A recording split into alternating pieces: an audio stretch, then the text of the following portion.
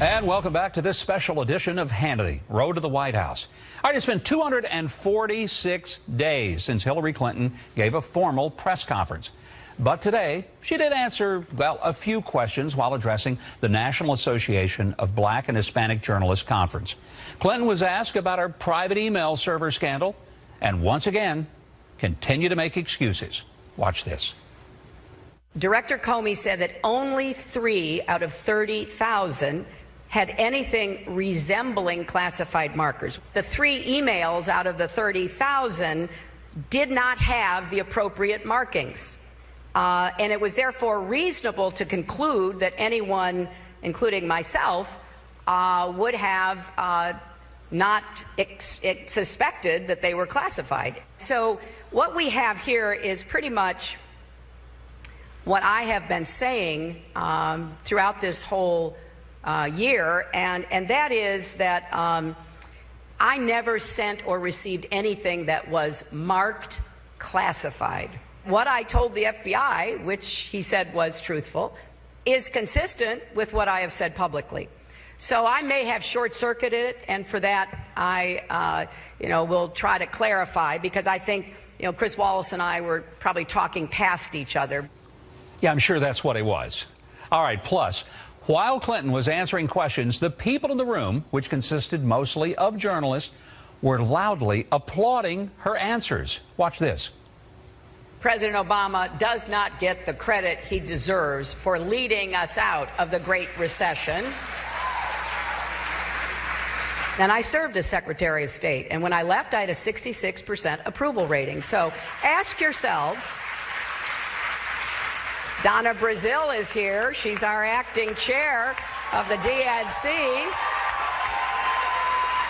Together, I think we can create the kind of future that every one of our kids and grandkids deserves. Thank you all very much. Secretary Clinton, we are out of time. We want to thank you very much. Everyone, please give a big round of applause to Secretary Clinton for coming and answering our questions. So what's the big deal? I mean, it's like those old press conferences back in Arkansas when I was governor. They always were cheering. It was Bronx cheering, but it was cheering nonetheless. All right, joining me now, pollster Lee Carter and Fox News contributors Pete Hegseth and Ebony Williams. Ebony, let me start with you. Hillary Clinton once again tries to explain this email thing. Has she ever made any sense from your perspective? It's actually remarkable, and I say this as an attorney. What we saw from Secretary Clinton there was about his cherry picking and a poor of a representation of lawyering is kind of what traditional people think of lawyering as I've seen. So this is easy, this is simple. Trey Gowdy said to Director Comey, did you send or receive any classified emails? Was that truthful? Director Comey said, no, that was not truthful. That is the end of the analysis, Governor. So I'm really not sure why Hillary is consistently sticking to a different story than what the FBI director is saying. Pete, journalists are applauding, and they think this is just wonderful. I mean, maybe they're applauding because it's the first time she's shown up for a press conference in 246 days. Of course, it wasn't a press conference. We were talking about that earlier. It was a conference she was speaking at where she happened to take a few questions, which we will happily obfuscate as a press conference, which, of course, it wasn't. We're looking at, of course, the next generation of left-wing journalists that will pretend to be independent, will take stances that they think look down the middle, but are, of course, biased. We saw an entire week, Governor, where bias was overwhelming against Donald Trump on stories, and they ignored big ones like where she lied to Chris Wallace, and again here today about her character and fitness to be commander-in-chief. Lee, I'm going to let you jump in, but I just want to say respectfully, I am a member of that organization, and I have to push back a little bit, Pete. I don't think it's a left-leaning organization. There was also a lot of... Did you hear the applause for the DNC chairwoman? Sure, and she's not a journalist. Donna Brazil is not. And also, those were a lot of students as well in that organization. I've been to those conferences. But go ahead. But, yeah, it looked a little one-sided. All right, Lee, I want you to react to something Ron Fournier said earlier this week about the Clinton campaign not even caring about trust. Here's Ron. I literally had senior officials on the record, or not on the record, on background a year ago saying, or more than a year ago, saying that trust doesn't matter, that Bill Clinton won even though he was trusted less than the 2 people he ran against. Well, what they don't realize is the world has changed, and we now see that trust does matter. It's really destroyed her credibility. All right, Lee, you dial test this stuff all the time. Do people give a hang about trust? Absolutely. Trust is the currency of the day. It used to be power.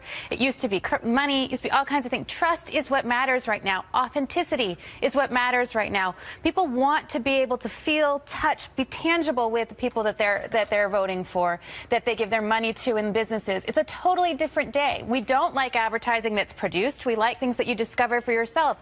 Trust matters more today than it ever has in our institutions, and it's at an all-time low with politicians. Hillary, on top of having the behavior issues she has, she is a career politician in many ways. She is a legacy. She is an establishment family, and as a result, people are just going to start by not trusting her, and then her behaviors, one after the other, is causing a complete dearth of trust in her, and her trust numbers are horrible. I mean, she's just south of 70% of the American people who say, we don't trust you.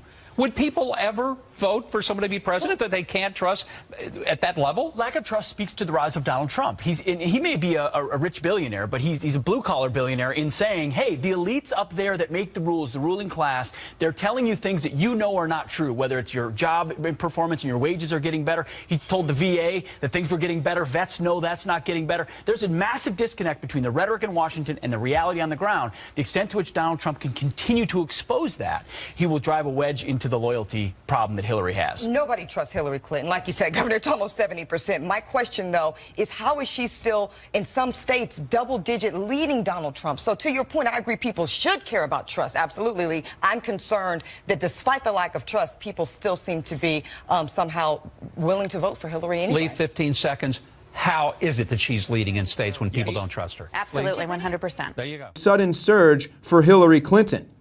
They not only changed their formula to put Hillary ahead, they went back and changed the results for a week of results where Trump was ahead, and then they turned those into Hillary leads. They also erased all the former polling off the site. They didn't tweak their procedure, they cooked it. Never in my life have I seen a news organization and a supposedly reputable poll do something so dishonest. They have made a switch as much as 9 points in their results from the beginning of last week, 25th and 26th. It is beyond doubt the most outrageous thing, and this is what the media is willing to do to try to elect her. You must go to the real issue, though, Alex, which is this poll is nothing but a part of a media offensive in the 45 years since I was a child in top-level presidential campaigns. I have never seen the media on such a jihad and so involved in hiding facts and not following up. And this is a crisis of the democracy, what the press is now doing.